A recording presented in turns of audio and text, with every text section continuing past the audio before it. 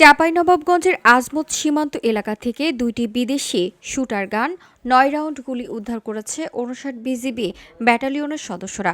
অস্ত্রগুলো ভারত থেকে আনা হয়েছে বলে জানানো হয় বিজিবির পক্ষ থেকে।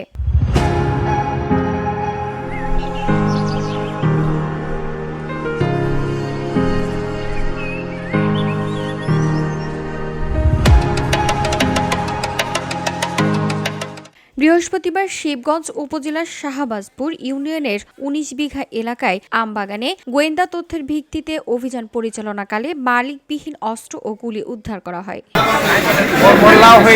চাঁপাইনবাবগঞ্জ ব্যাটালিয়ন ৫৯ বিজিবি সদর দফতরে আয়োজিত এক সংবাদ সম্মেলনে ব্যাটালিয়নের অধিনায়ক লেফটেন্যান্ট কর্নেল গোলাম কিবরিয়া এই তথ্য নিশ্চিত করেন।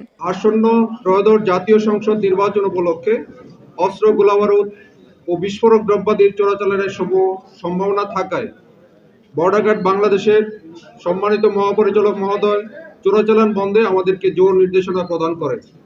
প্রেক্ষিতে গত ৮ই জানুয়ারি ২০২৬ তারিখে আনুমানিক রাত ৯টা ৪০ ঘটিকায় আজমতপুর বিউপির একটি চৌকষ্ট হলদল দায়িত্বপূর্ণ এলাকায় অভিযান পরিচালনা করে ১৮২ ৩S হতে আনুমানিক ৪০০ গজ বাংলাদেশের অভ্যন্তর হতে মালিকবিহীন ২টি বিদেশি ওয়ান শুটার ও ৯ রাউন্ড গুলি উদ্ধার করতে সক্ষম হয়। প্রাথমিকভাবে উদ্ধারকৃত অস্ত্রগুলি দেশের আভ্যন্তরীণ আইন শৃঙ্খলা বিঘ্নিত ও সন্ত্রাসী কার্যক্রমে ব্যবহার করার পরিকল্পনা রয়েছে বলে ধারণা করা হচ্ছে।